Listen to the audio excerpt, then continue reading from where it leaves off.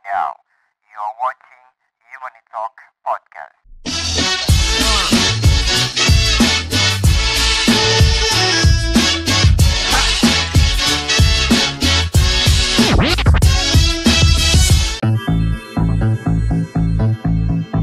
Untuk sesuatu yang besar, Siti harus tampil memukau. Ada keyakinan dari dalam yang perlu dipancarkan keluar. Keindahan emas kini menyatu untuk tambah kesempurnaan. Percaya bahwa kita bisa berkilau seperti emas. Simplicity Gold Edition, good as gold. Assalamualaikum warahmatullahi wabarakatuh. Insan muda, sahabat dompet duafa, apa kabar? Semoga semua dalam keadaan sehat walafiat ya. Alhamdulillahirrahmanirrahim. Hari ini kita ketemu lagi saya Dina Romeda di Humanito Podcast dan kita barengan sama udah ada di sini ada super volunteer kita Intan. Hai, assalamualaikum insan muda. Waalaikumsalam. Apa kabar Intan? Baik Kak Dini, alhamdulillah. Kak Dini apa kabar? Baik, alhamdulillah sehat ya. Alhamdulillah. Sehat, insya Allah semoga semua dalam keadaan sehat walafiat. Dan nanti juga kita akan ngobrol-ngobrol dengan Pamuklas ya, pimpinan cabang Dompet Duafa Banten. Ini tema kita kali ini adalah ngobrolin tentang tingkatkan ekonomi masa pandemi dengan berdayakan peternak. Nah, sebelum kita ngobrol-ngobrol, izin buka masker terlebih dahulu ya, boleh ya? Oke, kita buka masker ya. Oke. Tapi bukanya juga harus bener nih Kak Dininya. Iya. Terima kasih sudah mengingatkan loh. Iya. Kemarin aku buka masker, kalau nggak dikalungin langsung buka pakai apa? Pakai terus masukin ke saku aja. Nah, itu dia bahaya nanti bisa Boleh ya? kena bakteri-bakteri yang lain. Baik, Nanti terima rusak kasih. mukanya. Nah, itu dia. Itu mungkin sang muda tips juga tuh kalau misalnya suka jerawatan daerah hidung dan segala macam mungkin karena naruh maskernya. kotor. Nah, itu dia. Baik. Oke. Wah, langsung kelihatan cantiknya nih Kak Dini nih. Terima kasih, Masya Allah. Tadi Masya kalau Allah, tadi Ki. auranya udah kelihatan dari awal dulu loh. Pas dibuka, Masya Allah. Luar biasa. Aduh. Oke, jadi insan muda sahabat dompet duafa, sebelum kita ngobrol-ngobrol, mau ngasih tahu juga nih buat insan muda sahabat dompet duafa, yuk kita sama-sama seperti biasa membersamai kolaborasi dari program dompet duafa ya. Caranya gampang banget, insan muda sahabat dompet duafa tentunya bisa mendukung program dari dompet duafa dengan cara berdonasi melalui nomor rekening yang tertera ataupun melalui kanal dompet duafa yaitu donasi.dompetduafa.org/zakat. Sekali lagi kanalnya adalah donasi.dompetduafa.org/zakat. Nah, Intan izin dulu ya. Jadi setiap episodenya tuh ada giveaway dari Simplicity. Gitu. Ha-ha. Jadi aku masih tahu caranya gimana.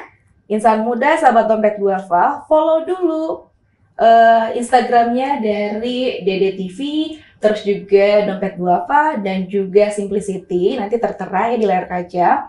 Terus nanti di akhir acara aku akan lontarkan pertanyaan, tinggal jawab melalui postingan insan muda sahabat dompet duafa dengan lewat IGS atau feed tag mention ketiga akun tadi, DDTV, dompet duafa dan juga Simplicity. Dan nanti di akhir acara aku akan mengumumkan pemenang episode sebelumnya. Oke. Wah, seru banget ada Seru, giveaway-nya ya. seru alhamdulillah. Jadi pas banget buat wici-wici cewek-cewek gitu kan. Biar Cowok-cowok juga harus ikutan juga boleh Kak. Biar buat temennya, betul. buat mamanya, buat kakak Buat perempuannya, pasangannya. buat pasangannya, itu dia.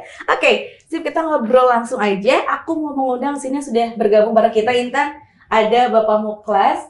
Assalamualaikum Pak Muklas. Waalaikumsalam warahmatullahi wabarakatuh. Mbak Dini, Mbak Intan sehat? Alhamdulillah Alhamdulillah, sehat. Pak. Bapak apa kabar Pak? Alhamdulillah baik, kabar Alhamdulillah baik. Suara kita terdengar jelas ya Pak ya? Jelas, jelas. Jelas, alhamdulillah. Oke, kita ngomongin tema kali ini adalah tingkatkan ekonomi masa pandemi dengan berdayakan peternak.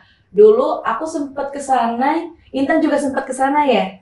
Dan nanti kita bakal ngobrol-ngobrol juga tentang pengalaman Intan ke sana seperti apa. Tapi sebelumnya Pak Muklas ceritain boleh nggak sih ini awal muncul ide untuk pembuatan sentra ternak di 12 cabang dompet duafa itu seperti apa sih awal mulanya dan tujuannya juga lebih detailnya ini seperti apa sih Pak? Baik, terima kasih Mbak Dini. Terkait ide munculnya 12 sentra ternak dompet duafa, sebenarnya ini yang yang paling tepat menjawab adalah pengurus dan direksi ini Mbak Dini. Karena yang memutuskan 12 cabang, 12 ternak di cabang ini adalah pengurus atau ya pengurus yayasan dan juga seluruh direksi di Dompet Duafa. Kalau saya kalau menjawab ini kurang detailnya, kurang begitu paham dasarnya ya. Tapi seperti yang kita ketahui bahwa Duafa itu selalu berkhidmat untuk Duafa. Pasti tujuan pertamanya adalah untuk meningkatkan perekonomian kaum duafa melalui peternakan gitu Mbak Dini. Itu yang pasti jadi tujuan utama Dompet Duafa, kenapa kemudian mendirikan beberapa sentra ternak di 12 cabang ini. Kemudian juga selain memang untuk duafa, untuk meningkatkan ekonomi duafa, diharapkan memang sentra ternak ini bisa menjadi salah satu penyumbang dari, kalau mengutip sambutannya Pak Nasid ketika ketika kick off sentra ternak ini, bahwa salah satunya adalah kita ingin berkontribusi dalam ketahanan pangan di Indonesia gitu Mbak Dini, sehingga sentra ternak ini juga bisa menjadi salah satu penyuplai daging lah, terutama daging domba. Kemudian juga menjadi salah satu penyuplai kebutuhan THK Dompet Duafa dengan kualitas yang baik. Tahun lalu juga baik. Ini diharapkan dengan adanya sentra ternak ini jadi lebih baik gitu, karena harus selalu ditingkatkan ya Mbak Dini ya. Nah ini yang mungkin mendasari dibentuknya beberapa sentra ternak di seluruh Indonesia ini. Tapi keputusannya itu keputusan pembentukan 12 sentra ternak cabang ini di pengurus dan direksi tentunya. Kalau kami di cabang sifatnya pelaksana dari sentra ternak ini. Cuma kalau di DD Farm Banten memang sudah berjalan dari 2 tahun yang lalu, sentra ternak ini menjadi salah satu program yang bisa dikatakan program andalan kami di Dompet Duafa Banten untuk meningkatkan ekonomi mustahik, juga untuk menjadi penyuplai kami di DD Banten untuk THK setiap tahunnya. Seperti itu Mbak Dini. Oke, iya kemarin yang pas kita kesana juga Intan ya THK ya. Nah, Pak Muklas, untuk hewan yang berada di sentra ternak sendiri ini gimana sih proses perawatannya? Terus ini kan dari hulu ke hilir nih, kegiatan di DD Farm di sana itu ada apa aja sih selain hewan ternaknya? Kalau dari hulu ke hilir berarti termasuk pakannya dan segala macam ya Pak Muklas? Ya, untuk di sentra ternak Dompet Duafa Farm di Banten, memang kita sudah coba setting semuanya tersedia di di sentra ternak. Artinya mulai dari pakan ini juga terbagi menjadi 2 jenis ya. Ada pakan silase. Pakan silase ini diperuntukkan terutama untuk pembibitan, karena pembibitan itu membutuhkan proses jangka waktu yang panjang sehingga perlu pakan hijauan. Nah, hijauan ini juga kita tidak bisa menggunakan hijauan murni karena biaya operasionalnya cukup lumayan. Yang hijauan yang diarit gitu oleh peternak kemudian diberikan pakannya ke domba, ini juga membutuhkan biaya yang lumayan, sehingga kemudian kita membuat satu pabrik silase namanya, tempat pembuatan pakan silase, kapasitasnya sekitar 76 sampai dengan 80 ton untuk pembuatan silase ini peruntukannya untuk pembibitan. Jadi harapan kita ke depan memang di sentra ternak Banten ini bakalan untuk digemukkan itu beberapa tahun yang akan datang kita tidak perlu beli dari luar, tapi sudah dari hasil pembibitan sendiri. Itu yang pertama. Kemudian yang kedua, kita punya pabrik pakan complete feed. Kalau konsentrat kan itu butuh campuran lagi hijauan. Nah, kalau ini sudah complete, jadi konsentrat sudah dicampur dengan bahan lainnya sehingga seratnya terpenuhi, proteinnya terpenuhi, komposisi vitamin yang lainnya juga terpenuhi, sehingga hanya dengan memberikan satu jenis pakan itu, pakan tunggal itu semua nutrisi untuk ternak sudah terpenuhi. Itu juga kita buat. Kenapa kita harus buat ini? Karena ini pertama bisa menekan biaya biaya produksi ya, baik itu fattening maupun breeding, pembibitan. Yang kedua juga kalau kita nanti suatu saat sanggup atau mampu untuk mengelola jumlah ternak dalam jumlah banyak, kita tidak kesulitan lagi pakan. Selama 2 tahun ini kita riset pakannya, terus kita coba formula-formulanya sampai kemudian kita ketemu formula yang ada sekarang. Yang kami rasa secara biaya rendah, kemudian juga secara kandungan juga bagus. Nah, itu sudah kita uji. Kemudian di Sentra Ternak Banten juga selain ada penggemukan, pembibitan, pabrik pakan silase dan konsentrat, kita juga ada budidaya ikan lele. Jumlahnya sekarang itu kurang lebih sekitar 22.000 ekor lele. Nah, semuanya ini sebelum kami melakukan program, ini semuanya sudah terintegrasi. Jadi bibit lelenya kami sudah dapatkan dari siapa, pasarnya sudah kami dapatkan, sehingga ketika lele ini panen, kami tidak kesulitan lagi atau tidak pusing lagi memikirkan dijual kemana, dan pemasarannya kami tidak harus pusing lagi. Artinya memang semuanya sudah tersedia mulai dari bibit, pakan, pasar, itu sudah terintegrasi. Jadi sudah kita tinggal fokus pada produksinya saja.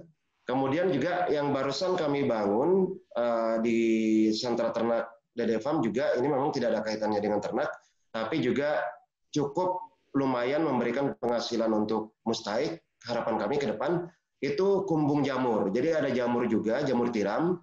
Kami buat di sana dengan harapan ada Mustaik yang bisa kami berdayakan minimal 2 orang untuk mengelola jamur ini, yang kemudian jamur ini bisa dijual dan menjadi penghasilan mereka.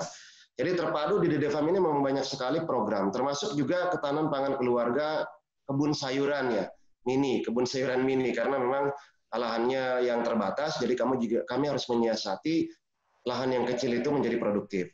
Ini juga kami tanami sayuran, setiap harinya ada warga yang panen sayur di sana, mulai dari kangkung, kemudian ada kelor, kemudian pakcoy dan lain sebagainya. Sehingga masyarakat di sekitar Dede Farm ini untuk sayuran cukup bisa terpenuhi dari kebun sayur tersebut. Seperti itu Mbak Dini. Jadi semua semua proses produksi, kemudian juga berbagai macam budidaya juga kami lakukan di sana. Nah, sekarang ini juga kami sedang bangunkan ada restoran, kemudian juga ada nanti tempat training center. Training center ini dikhususkan untuk bagi duafa yang ingin belajar beternak itu bisa belajar secara gratis. Bagi masyarakat umum juga bisa belajar secara gratis di situ bagaimana peternakan domba dan lain sebagainya. Nah, restoran ini juga salah satunya diharapkan bisa menyerap hasil produksi dari penggemukan domba di Dede Farm Banten. Sehingga semakin hari semakin bertumbuh, penjualan semakin banyak, Mustaik semakin juga berpenghasilan, semakin banyak pula Mustaik yang bisa direkrut dan diberdayakan, sehingga dana zakat ini menjadi terus produktif dan memberikan dampak yang signifikan bagi kaum duafa tentunya, Mbak Dini. Oke, Masya Allah, ini dia zakat produktif ya dari Keren banget ya. Duafa ya. Kak Dini, aku boleh nanya nggak? Boleh ya. Boleh. Pak, jadi kan aku pernah ke sana ya. Intan kebetulan pernah ke sana dan aku lihat, aku ke sana dan aku ngerasa ternak-ternak di sana, kandang di sana tuh nggak bau, gitu. Nggak sebau kandang-kandang kambing atau kandang-kandang sapi yang di tempat yang lain gitu.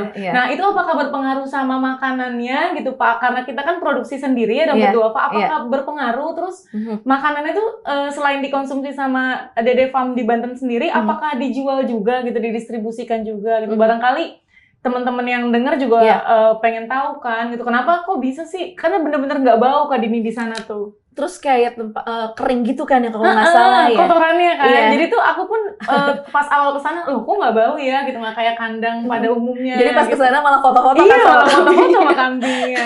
Instagramable loh untuk kandangnya itu foto-foto ya. Gimana Pak Muklas? Ya, baik, terima kasih Mbak Intan, Mbak Dini. Terkait bau atau kotoran kambing yang memang kering ya, ini memang pengaruh dari pakan Mbak Dini dan Mbak Intan serta teman-teman semua. Jadi pakan di Dede Farm ini, Dede Farm kan tidak jauh dari lingkungan pemukiman penduduk. Ada PR dari kami di Dede Farm, Dede Banten dan pengelola Dede Farm, bagaimana caranya supaya domba-domba di sana itu tidak terlalu atau baunya bisa kita tekan seminimal mungkin. Pertama memang yang jadi PR adalah bagaimana formula pakan supaya kotoran domba itu menjadi kering dan tidak bau. Biasanya domba yang menggunakan pakan hijauan itu kotorannya akan lembek, kemudian berair dan bau. Nah, ini pakan hijauan ini rumput misalkan, atau silase. Silase juga lumayan lebih bau daripada complete feed. Nah, makanya kemudian kita buat formula complete feed, makanan yang bentuknya sudah bubuk atau konsentrat yang dicampur dengan yang lainnya sehingga komplit menjadi makanan ternak, dan kami campurkan di minuman atau di pakannya tersebut ada probiotik gitu, probiotik yang itu bisa juga menekan bau pada kotoran. Sehingga kotoran yang dihasilkan, karena dia pakannya kering, complete feed ini kan pakan kering, jadi pakannya juga bentuknya bubuk, kering, seperti pur gitu ya, sehingga hasil dari kotoran domba itu sendiri juga kering, sama seperti pakannya. Otomatis ketika kering, dia tidak menimbulkan bau yang seperti yang kita ketahui di beberapa peternakan yang menggunakan pakan hijauan atau rumput. Kemudian juga campuran probiotik juga ini juga menekan bau pada kotoran yang dihasilkan oleh domba dengan tidak berefek samping terhadap dombanya. Karena kan complete feed ini catatannya adalah cocok digunakan untuk penggemukan, karena penggemukan ini jangka waktu pemeliharaannya pendek, paling 2 bulan atau 3 bulan sudah dipanen atau sudah disembelih.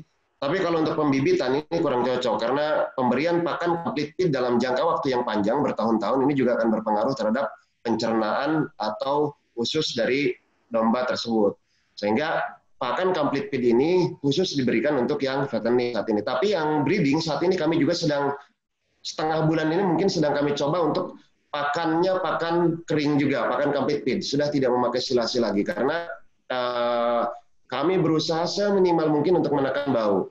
Pertama itu. Yang kedua, pakan kering ini juga sifatnya tidak terbatas. Jadi setiap tempat pakan itu kosong, kita isi dengan pakan yang baru. Terus seperti itu. Sehingga di tempat pakan itu tidak pernah ada kekosongan pakan. Ini yang menyebabkan domba-domba di sentra ternak Banten itu tidak berisik atau tidak bersuara. Nggak lapar ya? Dua di momen-momen tertentu ketika anaknya dipisahkan dari ibunya, misalkan dari induknya itu ada suara. Tapi selebihnya itu cukup hening karena memang domba itu ketika pakan tersedia dia akan diam gitu. Nah, domba ini akan menjerit, berteriak atau mengembek ketika pakan itu kosong, perutnya lapar, dia ingin makan tapi tidak ada makanan, itu akan ramai banget. Nah, kenapa di dairy farm bau? Karena ini faktor utamanya adalah formula pakan yang kita gunakan untuk domba yang ada di sana, Mbak Dini, Mbak Intan. Oke, gitu ya jadinya Gitu dari ya. pakannya. Berarti Pak Muklas kalau tadi pakan untuk menggemuk kan 2 bulan kan ya. Kalau konsumsinya lebih dari 2 bulan itu ada efek samping atau seperti apa nggak sih Pak Muklas? Kalau bertahun-tahun ya, kalau 2 bulan, 3 bulan mungkin dia di jangka waktu 5 bulan itu masih aman. Tidak selama ini sepengalaman kami tidak terlalu banyak berpengaruh terhadap domba ya. Tapi kalau bertahun-tahun seperti breeding, itu kan pakan kering ini juga di dalam campurannya itu agak sedikit kasar ya. Dan ini kan sebenarnya pakan buatan kita untuk meningkatkan atau mempercepat penambahan bobot pada domba. Nah, kalau di pembibitan ini selama bertahun-tahun kita berikan pakan ini berpotensi akan merusak usus dari domba tersebut. Karena di dalam campuran pakan itu juga salah satunya ada misalkan bungkil sawit. Bungkil sawit itu dari sawit, dari limbah sawit. Itu kadang-kadang di dalam bungkil sawit itu, kalau kita teliti, kita periksa, itu ada pecahan kulit sawit yang tajam itu. Oh iya. Pecahan kulit sawit yang tajam. Jadi kalau itu diberikan dalam jangka waktu lama, itu juga akan merusak, melukai usus, dan akhirnya menyebabkan kematian pada domba. Tapi dalam fattening, karena memang waktunya cukup pendek, itu tidak terlalu banyak berpengaruh terhadap risiko kematian. Karena dalam jangka waktu 2 bulan sudah disembelih dan dijual, gitu. Sudah disembelih dan karkasnya dijual. Sehingga sejauh ini sih untuk yang fattening tidak terlalu terlihat atau tidak ada, hampir dikatakan minim efek samping dari penggunaan pakan ini. Seperti itu, Mbak Dini. Pak Muklas, ini kan banyak banget ternyata kegiatan di Dede Farm ya, mulai dari hulu ke hilir yang tadi, dari peternakan, terus bikin pakan juga, ada lele, ada sayur, mau ada restoran. Masya Allah. Nanti ada Flying Fox, ada Flying Fox, ada outbound juga ya. Ini untuk luasnya sendiri berapa sih sebenarnya, dan sudah ada berapa orang yang terberdayakan di dalam Dede Farm sendiri di Banten ini? Baik, terima kasih Mbak Dini, Mbak Intan. Kalau untuk penerima manfaat sendiri saat ini itu yang penggemukan domba dan pembibitan saja itu sekitar 9 orang penerima manfaat atau 9 orang mustahik ya yang kita berdayakan di sana dengan pola karena memang mereka bekerja setiap hari. Jadi memang target kita mereka ini 2 tahun menjadi penerima manfaat di sentra ternak. 2 tahun itu mereka dituntut untuk berlatih, belajar membuat pakan, belajar bagaimana ketika domba itu berpenyakit, bagaimana ketika domba itu baru datang, bagaimana treatmentnya dan lain sebagainya. 2 tahun ini menjadi tempat belajar mereka, pelatihannya mereka. Tapi pelatihan mereka itu mereka dibayar, digaji gitu setiap bulannya. Setelah 2 tahun, si mustahik ini satu persatu kita keluarkan, kita mandirikan dengan inkubasi. Jadi rencananya memang seperti itu. Jadi dari 9 tadi misalkan 3 orang kita keluarkan tahun depan dengan inkubasi. Jadi mereka dimodali, diberikan dombanya, dibangunkan kandangnya menjadi plasma kita di luar. Tapi mereka sudah punya pengetahuan bagaimana beternak karena sudah 2 tahun belajar di Dede Farm. Sehingga kemungkinan gagalnya program menjadi sangat minim gitu. Harapan kita seperti itu. Kemudian itu penerima manfaat langsung yang saat ini ada. Di lele kita membutuhkan 2 orang atau dikelola oleh 2 orang karena lele ini kapasitasnya 5.000 per kolam buatan. Itu setiap harinya yang harus dicek adalah bagaimana airnya, bagaimana pemberian pakannya, harus ada orang yang fokus untuk mengelola ini. Tiap hari misalkan harus dikurangi air di dalam kolam itu 10 cm dibuang airnya. Dibuang 10 cm, ditambahkan air yang baru. Jadi untuk sirkulasi, karena kan kolamnya kolam buatan, bukan kolam dengan air yang mengalir. Kemudian di jamur juga ini membutuhkan 2 orang. Artinya penerima manfaat langsungnya itu bisa sekitar 14 atau 13 orang. Nah, penerima manfaat tidak langsungnya juga banyak. Contoh misalkan pada saat kita membuat pakan silase, kita membutuhkan orang-orang yang mencacah, mengemas, kemudian memasukkan ke dalam lubang-lubang. Ini memberdaya cukup banyak, terutama kaum wanita. Kemarin itu setiap kita produksi pakan, setiap kita panen, setiap ada yang memesan, itu 15-an orang ibu-ibu terlibat dalam pekerjaan itu. Artinya ini memang tidak rutin setiap bulan mereka berpenghasilan, tapi ketika kita sedang memproduksi, ini mereka jadi penerima manfaat tidak langsung dari program di Dede Farm ini. Yang membuat, kemudian kita juga membutuhkan lahan untuk menanam hijauan yang nanti dibuat silase. Misalkan kemarin kita tanam jagung, ada beberapa hektar lahan yang kita tanami jagung untuk pakan silase ini, untuk dibuat pakan silase. Itu juga kan yang mengelola kebun jagungnya ini adalah mustahik. Kita modali, kita sewakan tanahnya, mereka yang urus jagungnya, kemudian dijual lagi ke kita, sehingga mereka fokusnya hanya merawat tanamannya saja, tidak perlu memikirkan pasarnya karena sudah pasti diserap.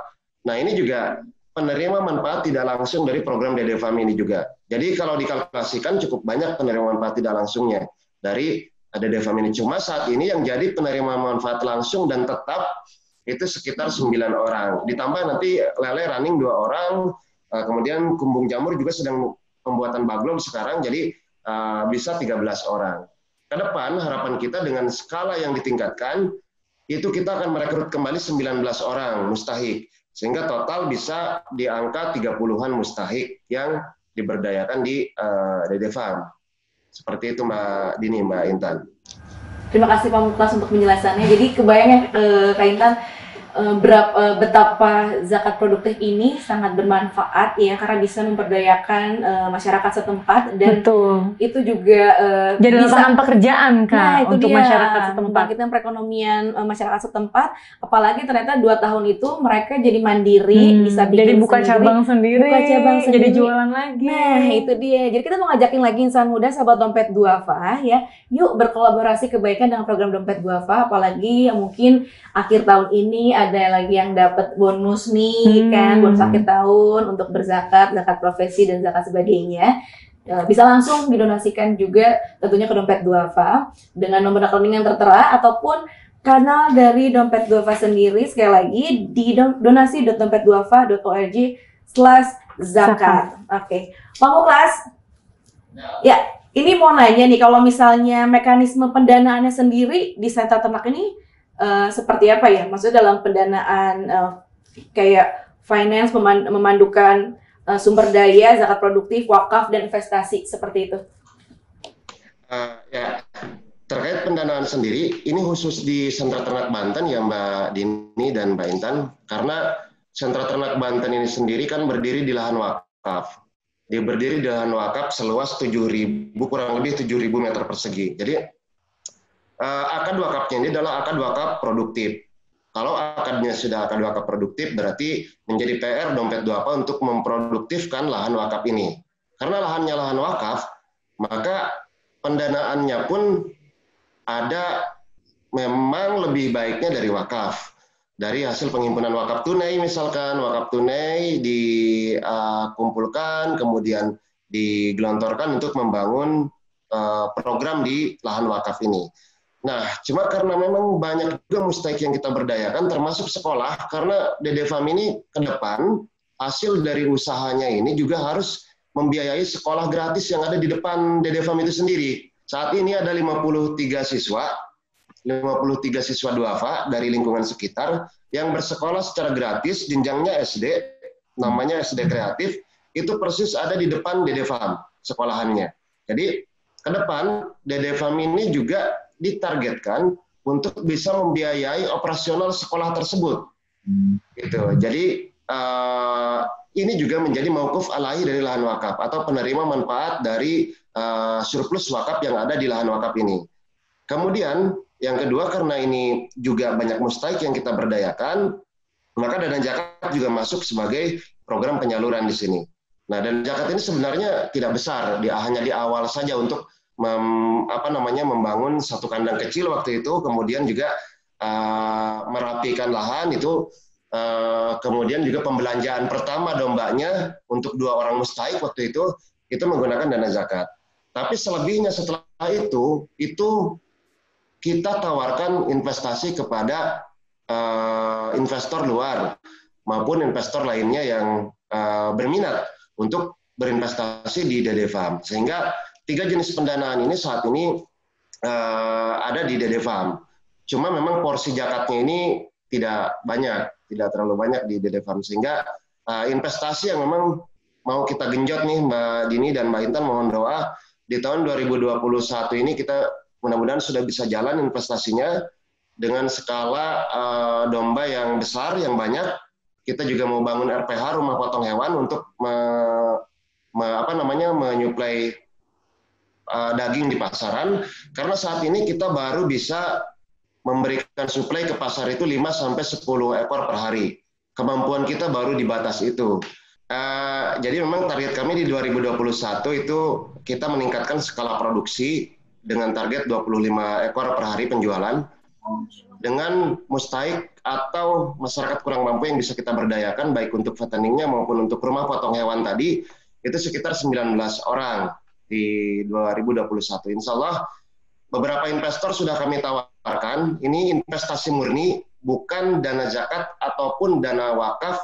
Ini murni investasi yang menjadi PR bagi kami, bagaimana caranya investasi ini bisa tumbuh dan berkembang, menghasilkan profit, memberikan bagi hasil yang proporsional, kemudian sesuai dengan, artinya investasi ini bukan berasal dari dana-dana yang memang ada unsur-unsur yang memang tidak sesuai dengan syariah ya. Makanya kemudian kami juga tidak mencari investor yang ada bunga dan lain sebagainya, itu kita tidak cari, karena kemudian juga yang paling utama kami cari investor yang satu visi dengan Dompet Duafa. Artinya satu visi di sini, investor ini tidak hanya memikirkan profit, mana bisa mendapatkan keuntungan atau bagi hasil yang besar.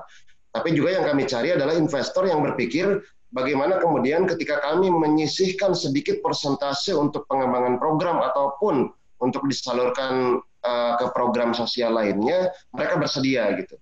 Ini menjadi menjadi hal yang paling penting, karena kalau investor sebenarnya banyak yang tertarik dan menawarkan diri untuk berinvestasi, tapi mencari investor yang satu visi dengan kita, bahwa dia bersedia sebagian kecil dari profit itu digunakan untuk program sosial, kemudian juga beliau juga tidak semata-mata hanya mengejar profit, tapi juga merasa bahagia dengan kebermanfaatan yang diterima oleh banyak masyarakat kurang mampu di sini, maka itu yang kita cari.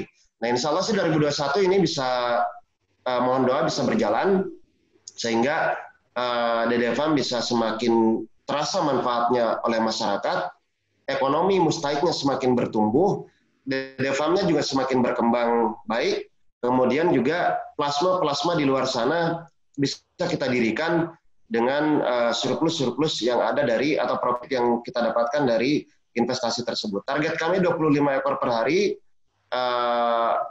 Ini jangkauan pasarnya bisa Jabodetabek, makanya butuh ada cold storage, kemudian ada mobil cold drum. Cold drum itu mobil yang di belakangnya itu kita buat seperti mobilnya es krim lah gitu, ada lemari esnya, sehingga karkas daging itu menjadi tetap segar ketika harus ngirim ke Jabodetabek, harus ngirim ke Bogor, misalkan, itu tetap bisa kita jaga kualitasnya.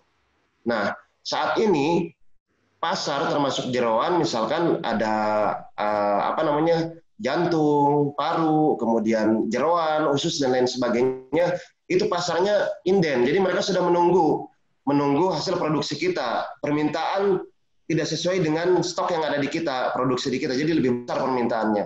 Makanya kemudian di 2021 ini menjadi target kami untuk mengejar investasi, bagaimana pasar-pasar tadi bisa kami penuhi permintaannya, sehingga semua tadi Mustahik jadi semakin banyak, semakin besar penghasilannya, program DD Farm juga semakin baik, semakin maju, dan bisa menghasilkan plasma di luaran sana, maka akan semakin banyak orang yang bisa kita berdayakan melalui plasma itu. Gitu. Seperti itu Mbak Dini dan Mbak Intan. Iya. Pak Muklas, ngomongin soal tadi pasar nih, kan ada sudah jelas pasarnya tadi ya. Nah, ini pendistribusiannya ini seperti apa? Untuk Jabodetabek itu biasanya apa, atau enggak untuk daerah-daerah mana aja pasarnya? Untuk Banten sendiri seperti apa? Di luar dari, mungkin adakah di luar Jawa, dari Pulau Jawa juga, seperti apa sih Pak untuk target pasar dan untuk pasar sendiri? Target DD Farm ini kami bersepakat, karena setiap keputusan di DD Farm kami selalu membudayakan diskusi. Nah, kami bersepakat target yang kami bidik adalah hotel, restoran, catering, dan warung. Jadi DD Farm ini target utamanya adalah bisa menjadi penyuplai untuk hotel, restoran, catering, dan warung. Catering di sini termasuk di dalamnya lembaga-lembaga akikah ya. Sehingga saat ini dari 10 ekor tadi itu juga suplainya itu pasarnya itu ke restoran. Restoran, salah satu restoran yang kita suplai adalah Nasi Kebuli Laziz. Itu bisa menyembelih 5 ekor per hari. Nasi Kebuli Laziz ini dia nasi kebuli, nasi biryani gitu, yang Arabic plating gitu, makanan-makanan seperti Arab dengan daging kambing. Kemudian juga beberapa lembaga akikah itu sudah juga kerjasama dengan kita. Kurang lebih tercatat saat ini 5 lembaga akikah yang rutin membeli daging dari kita. Jadi mereka membeli ke kita support penyembelihannya, pengulitannya, dan lain sebagainya, sehingga mereka tinggal terima karkasnya atau dagingnya. Jadi di Serang ini, atau di Serang, nggak tahu kalau di Banten ya, Serang dan Cilegon khususnya, DD Farm atau sentra ternak Banten ini adalah satu-satunya peternakan atau sentra ternak yang menjual dalam bentuk karkas, dalam bentuk daging. Selebihnya kan kalau biasanya kita lihat peternak-peternak itu jualnya kambing hidup ya. Kambing hidup dijual ke akikahan gitu, dibeli, dibawa pulang. Nah, kalau di DD Farm ini kita jualnya karkas. Jadi kambing yang sudah disembelih, sudah dikuliti, sudah dipisahkan jeroan, sudah dipotong kakinya, sudah tidak ada kepalanya gitu. Jadi yang kita jual itu. Sehingga boleh dikatakan kita yang pertama melakukan ini, dan pasar di luar sana seperti kemarin misalkan ada pemesanan dari Bogor 2 kintal per hari, kita belum bisa penuhi. 2 kintal itu berarti sama dengan 20 ekor kambing yang harus kita sembelih. Nah, ini juga belum bisa kami penuhi karena tadi itu kami belum mendapatkan investasi atau investor yang mau menyuntikkan dana di luar secara profesional ya, kita dengan investor ada akadnya dan lain sebagainya. Jadi kalau untuk pasar ini kita tidak khawatir Mbak Dini, Mbak Intan, karena memang saat ini permintaan itu sudah ada, tapi dari kitanya yang belum bisa memenuhi permintaan pasar ini karena tadi terkendala oleh dana untuk menaikkan skala produksi di Dede Farm itu sendiri. Seperti itu Mbak Dini, Mbak Intan. Oke, nah Intan waktu pas ke sana kan gimana sih Tan pas datang ke sana kan Pamungkas juga kan, datang ke Dede Farm, terus di sana bayangan Intan pas sampai sana gimana? Sebenarnya sih awal bayangannya itu ya kandang kambing gitu kan ya, bau deh kayaknya gitu. Cuma pas sampai sana ternyata wangi dan rapi banget sih Kak memang. Dan aku sempet lihat juga yang anak-anakannya tuh, anak-anakan dombanya gitu. Bahkan itu sempet ada obrolan, Pak ini boleh nggak Pak saya beli sama Mutia berdua kan?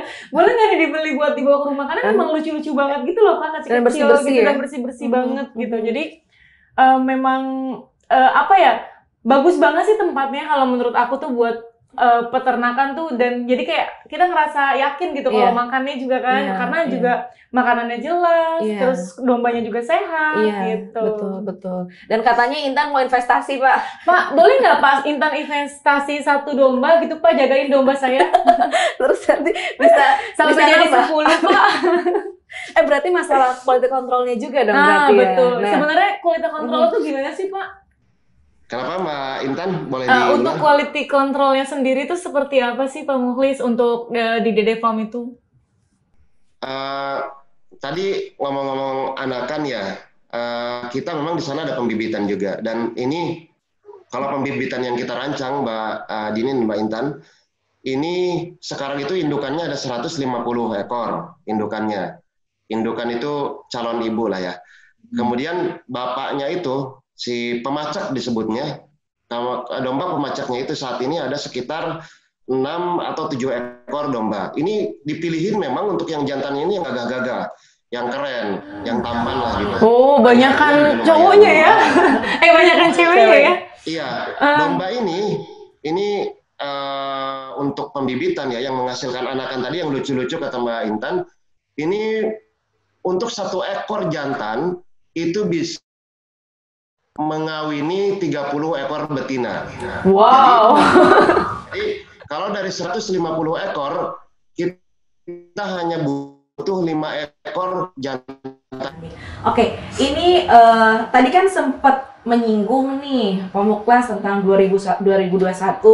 Terus juga insya Allah mau ada restoran nih tempatnya, karena luasnya kan 7.000 meter persegi nih. Mungkin ke depannya ada kawasan wisata edukasi lagi kah, atau mungkin akan ada seperti apa di daerah Dede Farm? Mungkin bisa dibuat itu Pak, misalnya kunjungan wisata anak-anak TK, SD untuk lihat kambing gitu kan, perah sapi gitu. Iya benar. Mau ikutan soalnya. Ya, baik Mbak Dini, Mbak Intan. Memang target awal dari sentra ternak Dede Farm Banten ini bukan hanya peternakan, tapi memang ruang besarnya di awal konsepnya, karena ini konsep Dede Farm ini kan konsepnya ada di pusat ya, ada di teman-teman Dompet Doka Pusat. Kami di Banten ini sebagai pelaksana dan pengelola harian, tapi juga tidak menutup celah untuk kami memberikan ide-ide, pendapat-pendapat untuk kemajuan Dede Farm. Bingkai besarnya Dede Farm ini memang dari awal adalah EduFarm, jadi edukasi peternakan. Bingkai besarnya dari awal adalah konsepnya EduFarm. Kenapa sekarang belum dibuka EduFarm-nya? Karena infrastrukturnya belum jadi. Nah, sementara walaupun infrastruktur belum jadi, kita tidak boleh berhenti untuk menumbuhkan program di sini. Maka kemudian berjalanlah bisnis proses peternakan. Ke depan memang ketika sudah jadi infrastrukturnya seperti kantor sudah jadi, musola sudah jadi, training center tadi sudah jadi, restoran tadi sudah jadi, maka ini akan kita buka sebagai pendidikan pertama mungkin anak-anak sekolah. Tapi juga masyarakat umum, ini kita buka juga untuk belajar, terutama belajar peternakan. Kenapa kita bangun restoran? Karena ini EduFarm, jadi mereka sambil misalkan, contoh Mbak Dini sama Mbak Intan lagi suntuk nih di Jakarta, pengen makan dengan suasana yang berbeda, datang aja ke Dede Farm. Misalkan request ke Dede Farm-nya, kami mintanya tolong pada saat kami datang ke sana, dombanya disembelih kami lihat, dijadikan kambing guling. Kami ikut memasak kambing guling, itu bisa. Jadi restorannya itu memang dikonsepkan seperti itu, sambil melihat berkeliaran kambing di situ gitu. Kemudian sambil melihat yang lain-lainnya juga. Bahkan tadinya awalnya ada kelinci, ada segala macam. Itu memang sudah konsepnya EduFarm. Nah, restoran di situ kami dirikan untuk melayani. Tadi misalkan kita buka anak-anak TK, anak-anak sekolah. Kan mereka juga butuh makanan pasti ketika datang ke Dede Farm. Mereka lapar, atau mereka pesan di awal untuk porsi berapa orang, restoran inilah yang kemudian melayani. Nyate bareng, misalkan yang bakarnya anak-anak TK, udah nyate bareng di situ, itu bisa kita sembelihkan, misalkan dombanya. Tapi paket nanti gitu, paket 1 ekor domba sembelihan dengan porsi untuk 10 orang, itu harganya berapa. Ke depan memang seperti itu Mbak Dini dan Mbak Intan. Jadi bukan hanya kita jualan domba dan dagingnya saja, tapi juga kita jualan edukasinya. Yang paling penting kan saat ini adalah bagaimana kita bisa mengedukasi masyarakat agar mereka juga tertarik untuk beternak, menjadi peternak, sehingga mereka bisa menjadi entrepreneurship lah. Jadi philanthropreneurship ini memang diterapkan di sini. Mereka berwirausaha dengan usaha peternakan, kemudian juga mereka tahu bagaimana mengelola ternak. Sejauh ini kan masyarakat berpikiran bahwa domba itu hanya bisa makan rumput-rumput yang cocok untuk domba yang jarang banget ketika musim kemarau. Padahal kalau dibuat silase, semua jenis daun itu bisa digunakan untuk pakan. Daun bambu, daun apapun itu bisa digunakan untuk pakan, asal dia difermentasi atau dibikin silase itu. Jadi edukasi-edukasi semacam ini nanti kita coba berikan di Dede Farm. Promonya nanti akan ada 2. Ada promo bagaimana membeli daging di Dede Farm dengan kualitas yang baik, ada promo bagaimana mengunjungi Dede Farm dengan suasana dan nuansa yang berbeda dan mendapatkan edukasi tentang peternakan. Ke depan memang seperti itu. Mohon doa nih Mbak Dini, Mbak Intan, karena ini tidak akan tercapai target-target besar ini tanpa dukungan dari semua pihak gitu. Terutama dari donatur, dari Mustahik, dan juga dari teman-teman di Dompet Duafa Pusat khususnya gitu Mbak Dini dan Mbak Intan. Nah ini dia ya Intan dan juga Pak Muklas, manfaatnya efek domino ini kemana-mana nih ya. Datang ke Dede Farm, terus kita bisa dapetin edukasinya. Nanti insya Allah di 2021 semoga targetnya bisa tercapai. Butuh dukungan dari para donatur, teman-teman juga ya. Teman-teman investor juga. Satu lagi Mbak Dini, ya, boleh. Target kami manpower planning sendiri untuk di restorannya ini bisa menyerap minimal 5 orang tenaga kerja. Jadi ini juga membuka lapangan pekerjaan baru untuk Mustahik, karena kami dalam memverifikasi pekerja itu, yang pertama kami verifikasi adalah kemustahikannya. Dia orang yang kurang mampu, benar atau tidak. Gitu. Jadi walaupun memang statusnya sebagai pekerja, tapi karena kita sebagai lembaga yang berkhidmat kepada kaum duafa, maka yang pertama kita verifikasi adalah keduafaannya. Gitu Mbak Dini dan Mbak Intan. Jadi sasarannya tepat tuh penerima manfaatnya. Itu dia. Nah, sepanjang Pak Muklas berada di Dede Farm di Banten ini, yang dirasakan seperti itu Pak Muklas ya, sasarannya sudah tepat dengan orang-orang sekitar di sana, di masyarakat, dan kebermanfaatan juga sudah tepat ya Pak? Insya Allah sangat tepat, karena verifikasi kita jelas. Yang pertama kita lihat adalah dia berasal dari keluarga yang kurang mampu. Kemudian yang kedua yang kita verifikasi adalah dia punya semangat, dia punya keinginan, dia punya motivasi untuk bisa hidup lebih baik. Karena di dalam pemberdayaan akan menjadi sangat berat bagi kita memberdayakan Mustahik jika dari dalam diri Mustahik tersebut juga tidak ada motivasi dia untuk bisa ingin hidup lebih baik, saya ingin lebih baik, saya ingin berpenghasilan yang lebih bagus lagi dari sebelumnya, saya ingin meningkatkan kesejahteraan keluarga saya. Kalau tidak ada motivasi itu akan sulit kita untuk memberdayakan. Jadi pertama kemustahikannya, kedua juga motivasi yang ada dalam diri si mustahik tersebut, apakah memang dia punya motivasi yang kuat untuk merubah diri dan keluarganya. Kalau itu tidak ada, kita cari mustahik lainnya yang memang ada kriteria itu gitu, Mbak Dini dan Mbak Intan.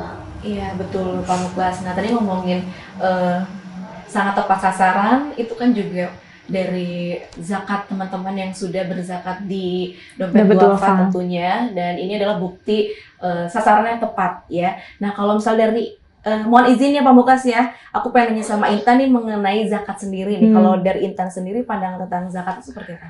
Kalau pandangan aku sih sebenarnya zakat itu kan sebenarnya kewajiban ya kayak sebagai kita sebagai seorang muslim gitu. Dan alangkah baiknya jika kita mengeluarkan atau mensucikan harta kita yang kita miliki melalui zakat gitu. Karena selama ini yang aku alamin juga, alhamdulillah gitu ya, sampai saat ini aku selalu bersyukur dan nggak pernah ngerasa kekurangan gitu. Walaupun aku baru bisa berbagi sedikit, misalnya kalau aku kan tadi Kak Dini bilang aku punya zakat profesi, terus aku juga ada, semenjak aku sudah punya penghasilan sendiri, sudah lepas dari orang tua gitu, udah nggak minta uang sama orang tua lagi.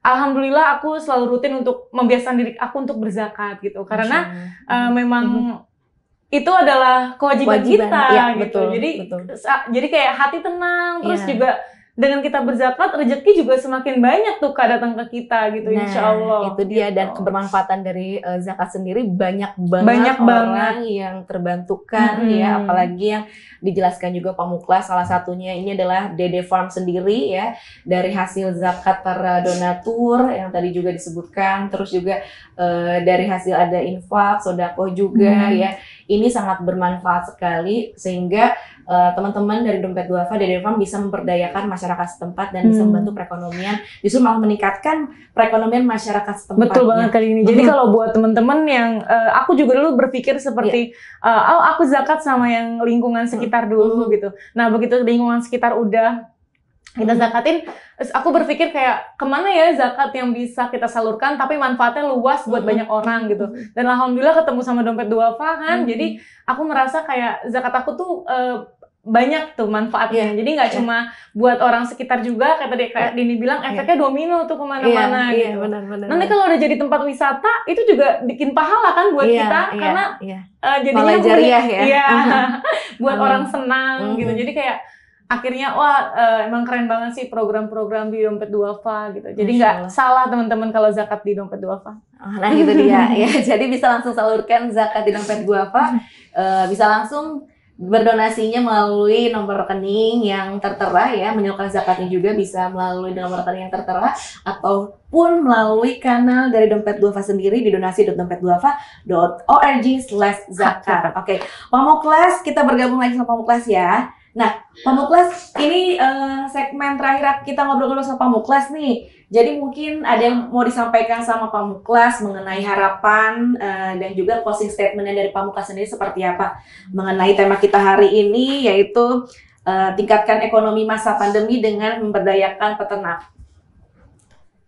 Baik, terima kasih Mbak Dini. Bagi para ibu bapak terutama yang memiliki kelebihan rezeki, tentunya benar tadi kata Mbak Intan bahwa zakat itu kewajiban. Jadi jika ada pikiran selama ini atau ada masyarakat yang masih punya persepsi bahwa zakat itu bagian dari kedermawanan, itu saya pikir agak keliru. Karena zakat ini bukan kedermawanan, tapi bukti ketaatan kita terhadap kewajiban kita. Sama seperti kita melaksanakan sholat. Ini kewajiban ini, jika kita tunaikan berarti kita menjadi orang yang taat. Kalau infak, sedekah, ataupun wakaf, ini tanda orang tersebut sebagai orang yang dermawan, baru bisa dikatakan dermawan. Tapi kalau zakat, ini kita dermawan ataupun tidak, zakat itu harus tetap kita tunaikan, karena itu kewajiban.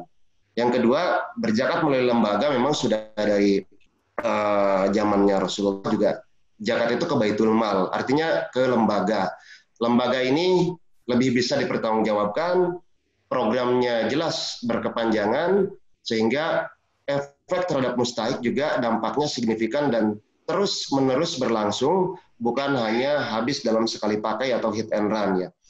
Kemudian juga untuk dompet duafa farm sendiri, mohon doa semoga bisa semakin maju ke depannya, target-target dan harapan kami bisa tercapai, murni semata-mata lillahi ta'ala kami ingin memberikan kebermanfaatan kepada sesama, bukan untuk mencari keuntungan pribadi ataupun untuk mencari hal-hal yang menguntungkan secara orang per orang. Tapi dengan bertumbuhnya DD Farm ini, semakin banyak mustahik yang menerima manfaat, semakin banyak orang-orang yang terbantu, semakin jelas pula manfaat dari zakat bagi para donatur, dan juga kami berharap apa yang ada di DD Farm ini bisa juga dikembangkan di tempat-tempat lainnya, sehingga benar-benar kemanfaatan zakat ini bisa dirasakan oleh masyarakat, bisa dirasakan oleh mustahik dalam jangka waktu yang panjang, dan juga bisa menumbuhkan mereka pada akhirnya menjadi muzaki. Tanpa dukungan, tanpa support dari semua pihak, ini tentu kami bukanlah apa-apa nih Mbak Dini dan Mbak Intan, kami hanyalah pelaksana, kami hanya berikhtiar, dan kami mohon dukungan dari semuanya, support dari semuanya, supaya kami bisa fokus, kemudian juga bisa diberikan kemudahan dan kelancaran atas doa-doa dari semuanya, serta yang paling penting adalah Allah meridhoi niat-niat baik kita semuanya untuk memberikan kebermanfaatan, berbagi kebaikan, berbagi kebahagiaan dengan saudara-saudara kita yang kurang beruntung atau saudara-saudara kita yang membutuhkan. Itu mungkin Mbak Dini, Mbak Intan, dari saya terima kasih banyak atas waktunya sudah bisa berbagi di pagi hari ini. Dan apabila ada kata-kata yang kurang berkenan, sekali lagi saya mohon maaf, atau ada kata-kata yang memang tidak tidak mengena di hati Bapak, Ibu, donatur, mustahik maupun yang ikut dalam forum ini, mohon maaf yang sebesar-besarnya. Itu semata-mata kesalahan dari saya. Jika memang bisa diluruskan, mohon diluruskan dan dibenarkan kekeliruannya, karena setiap orang belajar dari kesalahannya, dan semoga saya juga bisa belajar dari kesalahan-kesalahan atau kekeliruan yang saya buat. Terima kasih banyak Mbak Dini, Mbak Intan, dari saya cukup sekian. Ya, terima kasih. Assalamualaikum warahmatullahi wabarakatuh. Waalaikumsalam.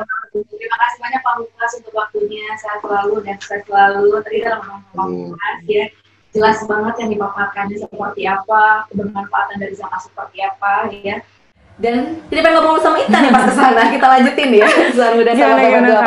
Jadi pas Intan kesana, pengalaman pertama kan awalnya datang ke sana kayak bau dan segala macam tadi ya. Tapi ada cerita menarik gak sih pas datang ke sana mungkin yang berkesan? Jadi cerita menariknya karena aku di sana berdua sama Mutia gitu kan. Jadi kayak dan kita memang jujur jarang kan. Aku beberapa kali sih memang pernah ke peternakan gitu. Cuman memang jarang, jujur aja Kak, jarang dapet yang bersih dan gak bau gitu. Akhirnya kita di sana jadi foto-foto tuh kan ada lorongnya tuh ya antara kandang satu sama kandang lainnya. Kita berdiri di situ foto-foto, jadinya Instagramable kata dia bilang gitu. Terus juga kita jadi tahu tuh cara buat pangannya kayak gimana. Aku lihat langsung kayak bahan-bahan yang sebelum diolahnya seperti apa, terus udah diolahnya jadi kayak gimana gitu. Di sana tuh lengkap banget gitu loh Kak. Dan hewannya juga bersih-bersih ya pesannya. Hewannya bersih-bersih banget dan montok-montok banget. Bagus-bagus banget hewannya. Berarti penggemukan yang tadi dibilang sama Pak Muklas yang tadi memang terlihat nyata sekali. Ya. Bagus ya. Nah, oh iya Kak, dan bedanya ya Kak. Kalau aku lihat dengan peternakan yang komersil lain, harganya tuh jauh Kak. Jadi di sana tuh dijual dengan kualitas bagus tapi harganya murah gitu. Nah, itu dia kan sempat kemarin waktu pas kurban kemarin itu kan baru diinformasikan langsung habis untuk berapa kriteria kambing. Nah, jadi Masya Allah, makanya di sana memang quality controlnya juga sudah terjamin. Jamin kualitasnya bagus, harganya pun murah. Iya, gitu. Harganya murah. Terjangkau ya harganya, dan tadi kualitasnya bagus ya.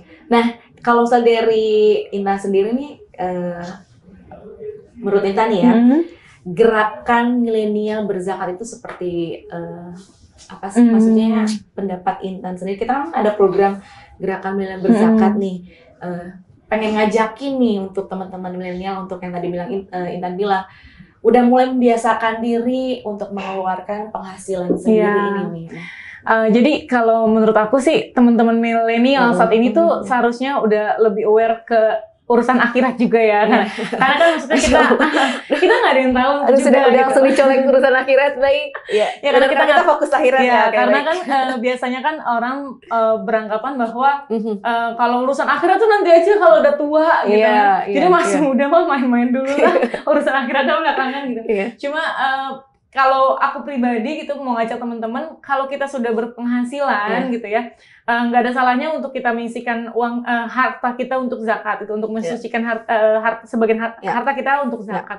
Karena dengan manfaat zakat itu selain untuk ibadah kita gitu ya, selain kewajiban kita, itu juga bisa memperlancar rezeki kita, Kak, gitu. Dan pas banget sih untuk milenial yang nggak mau ribet-ribet, jadi bisa langsung kalau nggak mau ribet gitu kan, udah lewat handphone udah bisa zakat sekarang, itu dia. Ya kan? Nggak perlu udah datang-datang dulu kemana atau cari mustahik dulu gitu, tapi lewat handphone udah bisa berzakat sesuai dengan tadi yang tepat sasaran gitu. Nah itu dia, jadi bisa mengulik kanalnya Dompet Duafa ya, itu bisa banget di donasi.dompetduafa.org/zakat yang Intan sampaikan tadi, Pamungkas sampaikan tadi juga, zakat ini adalah satu kewajiban yang harus kita keluarkan karena itu bentuk ketaatan kita pada Allah SWT ya.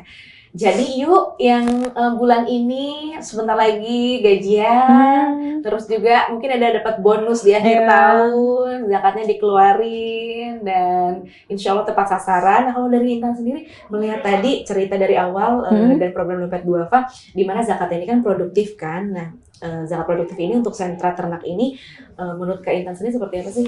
Menurut aku sih bermanfaat banget sih Kak ya, tepat sasaran banget karena dari satu zakat kita gitu cuma udah banyak banget penerima manfaatnya, dari mulai mustahiknya, terus warga sekitarnya, terus juga mungkin bisa membantu orang-orang yang misal tadi yang sedang mencari, misal mau akikahan nih, ya kan, tapi aduh harganya biasanya kalau mau akikahan, apalagi anak cowok kan 2 tuh kambingnya, mahal nih, nggak. Tapi kita bisa ngebantu orang-orang teman-teman yang kurang mampu gitu untuk beli hewan kurban dengan kualitas terbaik, tapi harganya murah gitu. Itu kan juga bermanfaat buat orang lain. Terus juga bisa bermanfaat juga untuk untuk masyarakat sekitaran diberdayakan. Tadi Bapak bilang, jadi walaupun kita cuma 15-30 yang penerima manfaat langsungnya, tapi penerima manfaat tidak langsungnya banyak gitu. Jadi itu kayak, jadi menurut aku itu sekali zakat kita, tapi kita udah bisa dapat pahala banyak dari situ, Kak. Iya, manfaatnya efek domino yang efek domino tadi. Jadi bikin orang seneng juga gitu.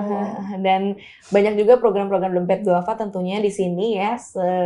Sepanjang Intan menjadi super volunteer Dompet Duafa kan Intan melihat banyak banget nih program-program Dompet Duafa ya, dan itu tepat sasaran. Jadi buat teman-teman insan muda sahabat Dompet Duafa, yuk kita tunaikan zakat kita melalui Dompet Duafa sekali lagi, dan semoga tentunya dari zakatnya teman-teman ini sangat-sangat bermanfaat bagi teman-teman kita, saudara-saudara kita yang membutuhkan ya. Dan yang tadi kita bilang, manfaatnya bisa buat penerima zakat efeknya panjang, dan buat kita yang memberikan zakat juga jadi pahala dari betul. Oke. Mungkin Intan mau ada yang disampaikan lagi nggak buat insan muda sahabat Dompet Duafa di segmen terakhir ini, closing segmen dari Intan sendiri seperti apa? Oke, kalau dari aku sih buat teman-teman insan muda semuanya, yuk sama-sama kita berzakat karena untuk berzakat itu bisa membuat kita juga memperlancar rezeki kita gitu, dan nggak ada salahnya kalau kalian mencoba untuk berzakat di Dompet Duafa karena selain kalian menunaikan kewajiban kalian, tapi penerima manfaatnya juga sangat luas dan juga sangat berguna untuk banyak orang gitu. Jadi kalau kalian mau mencari tempat zakat yang tepat, yang gampang, mudah gitu ya untuk diaksesnya, dan penerima manfaatnya juga pas, jadi langsung aja ke Dompet Duafa sih. Itu dia. Intan terima kasih banyak untuk waktunya. Sama-sama Kakak. Ya. Kegiatannya lagi Masya Allah sibuk banget. Alhamdulillah. Sekarang lagi free atau Hari ini udah lagi libur. lagi libur ya, luar biasa. Jaga kesehatan. Sama Kak Dini juga Ya, insya kalau Allah. misalnya ngikutin Intan sendiri di sosial medianya, sering banget kan posting ngasih tahu protokol kesehatan atau nggak info-info Iya. Intan lagi jaga kan. Iya. Terus banyak banget cerita-cerita yang sangat menginspirasi dari postingan Intan. Amin, amin, amin. Jadi yang belum follow Instagramnya, ngikutin langsung bisa Langsung follow follow ya. Instagramnya Intan Widyananda dan @Dini Andromeda. Kita makasih banyak waktunya. Sama-sama, Aku lupa, Kak. aku belum ngumumin ini pemenang untuk giveaway-nya Wow. yang episode sebelumnya. Selamat untuk pemenang giveaway yang akan mendapatkan hadiah dari Simplicity dan juga Dompet Duafa @arirosliana_IG. Yeay. Selamat ya. Selamat Mbak Ari. Nanti akan dihubungin sama tim Dompet Duafa. Dan juga kita mau ngasih tahu untuk quiz atau giveaway minggu depannya ya. Ada giveaway-nya dari Simplicity seperti biasa. Pertanyaannya adalah, ini bukan pertanyaan permintaan sebenarnya. Permintaan baik. Buat rangkuman ya. Seperti biasa, kita emang kayak kuliah kan di Moto Podcast ini. Jadi setiap Boleh, episode-nya Insan Muda sama Tempat apa dibikin rangkuman sedikit aja mengenai tema kita kali ini. Tingkatkan ekonomi masa pandemi dengan berdayakan peternak. Tadi kita udah ngobrol sama Pamuklas, udah juga bareng sama Intan. Mungkin ada yang bisa didapetin sama Insan Muda sama Tempat apa. Jadi boleh langsung ditulis aja melalui IGS-nya ya. Tag atau enggak mention ke kita, jangan lupa ketiga akun yaitu IG-nya Dompet Duafa Org, terus juga IG DDTV Official dan juga Simplicity. Nanti insya Allah minggu depan atau episode selanjutnya kita akan umumkan pemenangnya siapa. Aku boleh ikutan nggak tadi?